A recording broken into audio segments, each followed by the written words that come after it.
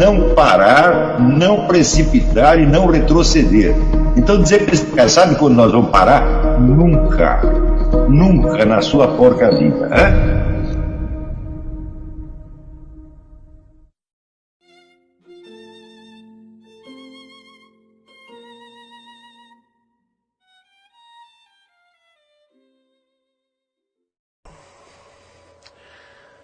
Não é possível você formular as questões filosóficas desde a experiência direta e simples dos seres humanos que te rodeiam, do homem comum, por assim dizer, justamente porque a expressão que este homem comum pode dar a essas questões ou às suas opiniões é bastante inadequada. Quer dizer, você precisa ter uma experiência cultural já elaborada de algum modo. Lembre-se que Aristóteles dizia o seguinte: nós não conseguimos raciocinar a partir dos dados dos sentidos. É preciso que esses dados se incorporem na memória e que, vamos dizer, se cristalizem em certas imagens repetíveis. São estas imagens repetíveis que têm nomes. Os nomes não são as das coisas que você percebeu, mas das imagens delas consolidadas na memória. Não é isso? Se você pegar, por exemplo, sei lá, a palavra elefante. Elefante é o nome daquele elefante que você viu no zoológico? Não. Elefante é o nome da imagem estabilizada que se conservou na sua memória. Não é isso? Então já existe um triplo trabalho. Existe o trabalho de percepção, existe o trabalho de retenção na memória, existe o trabalho de produção da imagem estabilizada. Você vê que nem tudo o que você vê, você consegue recordar. Se você não recorda, você não vai conseguir pensar a respeito. Não é isso?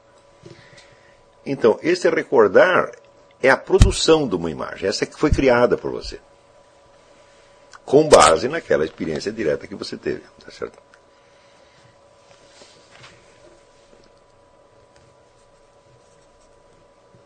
E por fim existe dessa imagem, vamos dizer, a extração de um conceito verbal.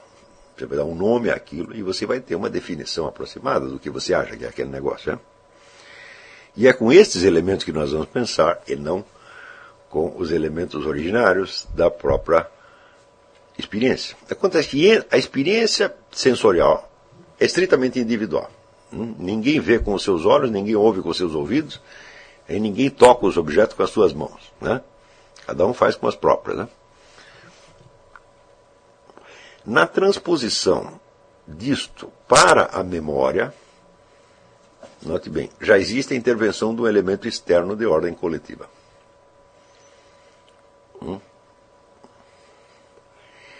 Nós retemos mais facilmente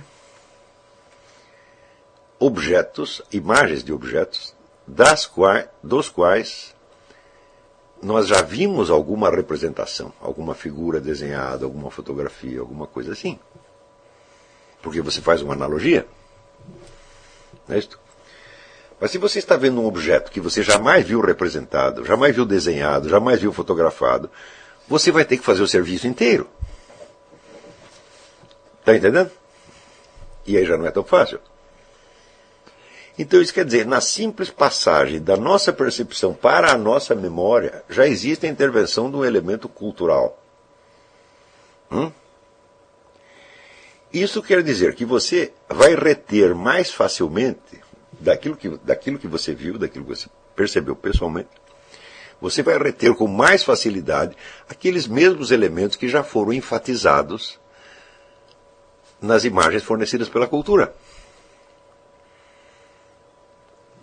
Está compreendendo?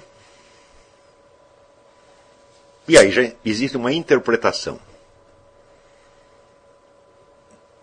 Não é isso? Então,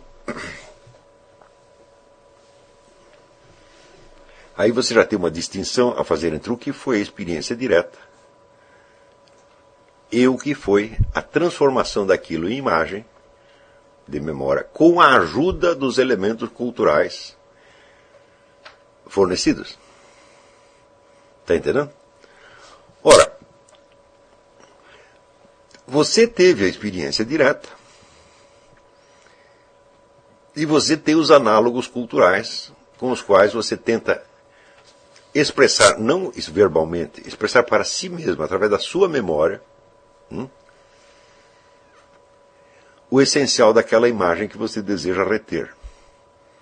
Mas como aí já houve uma interpretação vinda de fora, essa interpretação pode não ser exatamente a que confere com a sua experiência pessoal. Aí você já tem um elemento de tensão entre a experiência direta e as formas culturais que você usa como elemento auxiliar para reter essa experiência da memória. Estão compreendendo? Ora, esses análogos culturais que você recebe podem ser perfeitamente adequados àquilo que você deseja reter, mas podem não ser. E aí existe uma tensão.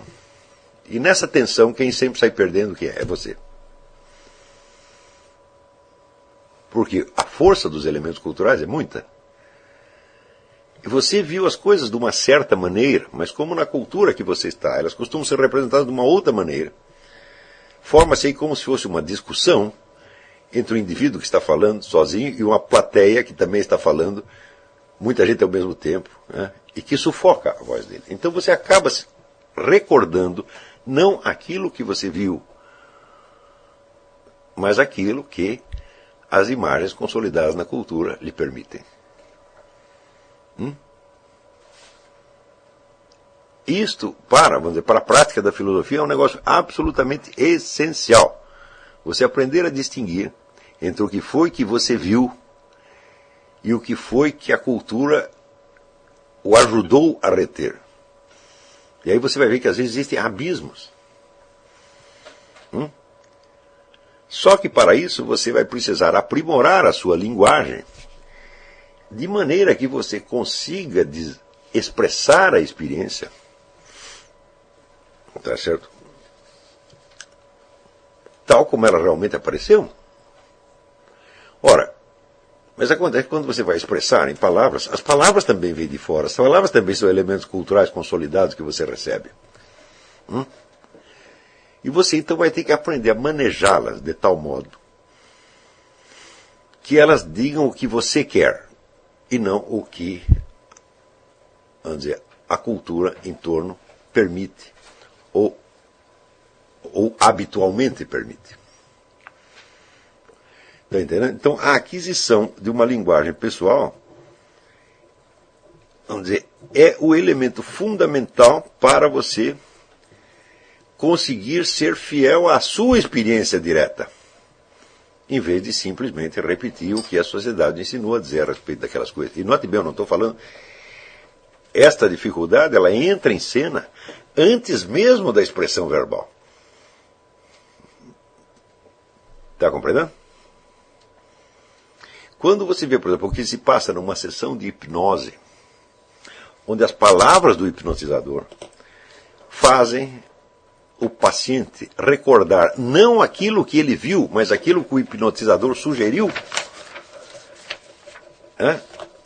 você aí percebe como é fácil separar uma pessoa da sua experiência real e colocar dentro da memória dela uma experiência substitutiva. Mas não é preciso uma hipnose para que você passe por isto. Nós passamos por isso frequentemente. Na maior parte dos casos, isto não é um problema, porque a cultura em torno ela não está a fim de sacanear, tá certo? E os elementos que ela te fornece realmente te ajudam a expressar para você mesmo o que você viu. Mas quando há um antagonismo, tá certo? O antagonismo é decidido em favor da cultura e não em favor da individualidade. Não é isso? E se acontece isso, meu filho, a sua atividade filosófica acabou naquele mesmo momento. Porque você não pode refletir com clareza, tá certo? Com elementos de experiência que já são falsificados e alterados. Está entendendo? Ora,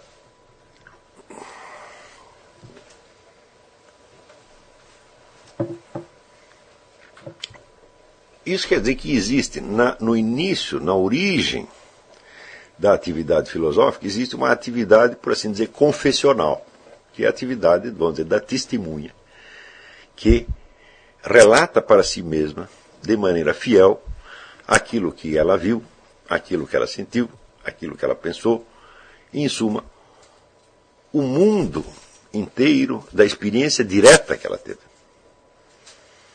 Ora, essa experiência direta ela pode ser difícil de expressar, às vezes impossível, tá certo? Porém, ela é o material genuíno que você tem, porque o resto é tudo, vamos dizer, criação cultural. E as criações culturais, embora elas possam ter nascido de experiências genuínas também, podem ter nascido de outra coisa. Tá certo?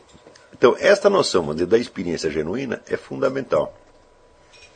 Porque é daí que vai sair os poucos elementos de certeza que nós podemos ter.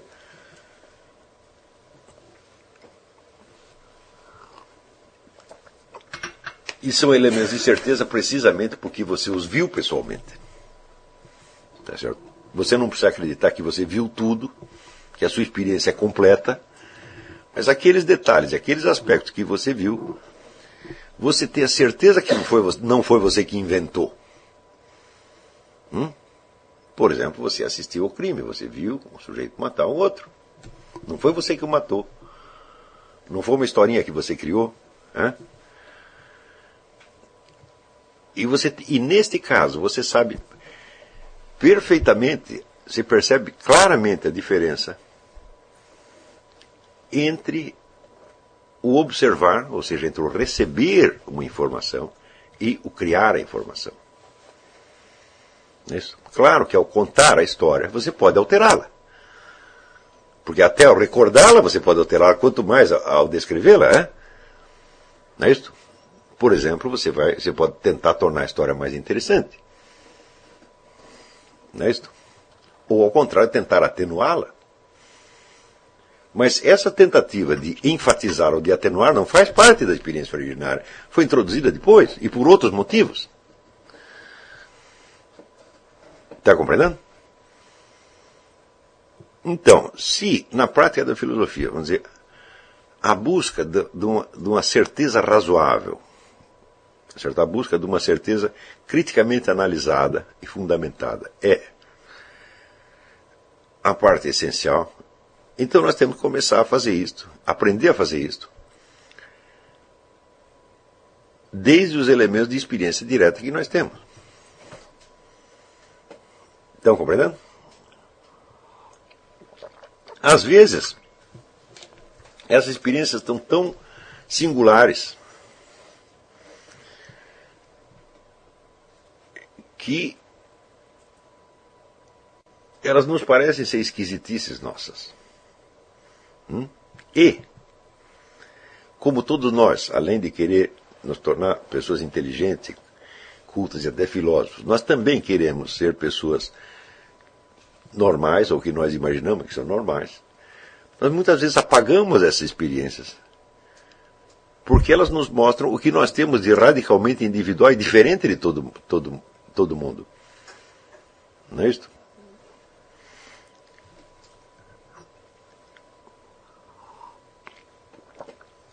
Então,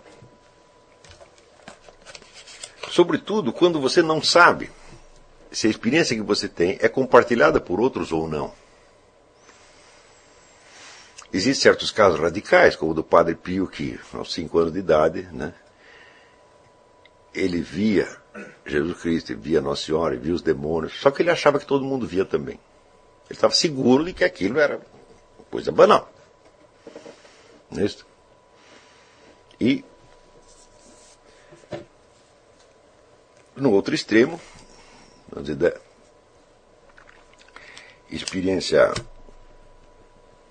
que você não sabe que é compartilhada, tem o famoso caso do meu filho Thales, que uma vez chegou para a mãe, quando ele era pequenininho, e falou: mãe, às vezes eu fico falando, mas não é que eu estou falando, é só na minha cabeça.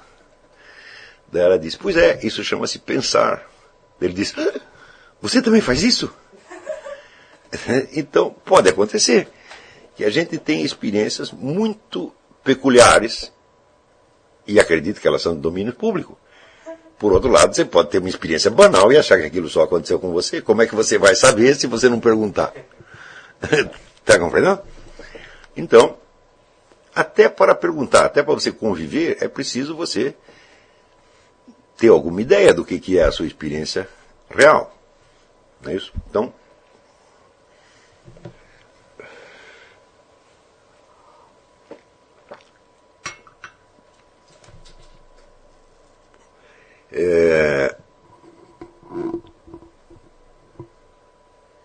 vamos dizer, isto aqui, a prática desta, esse esforço permanente de expressar a experiência na sua singularidade, sem transformá-la em outra coisa, mas ao mesmo tempo tornando-a suficientemente reconhecível para que ela possa ser dita na linguagem coletiva, né? Isso aqui é a ocupação fundamental, não dos filósofos, e sim dos escritores. Escritores, ficcionistas, poetas, etc, etc. Quer dizer, a transposição da experiência em memória e linguagem, tá certo? E em expressão culturalmente reconhecível. Porém, sem isso, meu filho, não tem filosofia. Se coincidiu de você nascer num meio onde você tem, vamos dizer, uma literatura muito rica, então você tem, somente nessa literatura, você já tem acesso a uma multidão, a uma galeria infindável de experiências humanas. Algumas muito peculiares e difíceis de expressar, mas que uma vez expressas, são incorporadas na cultura e se tornam de domínio comum. Não é isso? Então, não quer dizer que tenham que ser experiências dificilmente acessíveis. E aí, pessoal, tranquilo? Então, se inscreva no canal, compartilhe, comente, ajude nosso canal. Os links estão na descrição do vídeo. Você pode participar pelo Apoie-se, pela vaquinha. Qualquer forma de ajuda será muito bem-vinda. Pode curtir, comentar e compartilhar também para ajudar nosso canal. Quem quiser seguir a gente nas redes sociais estão todas aí na descrição do vídeo.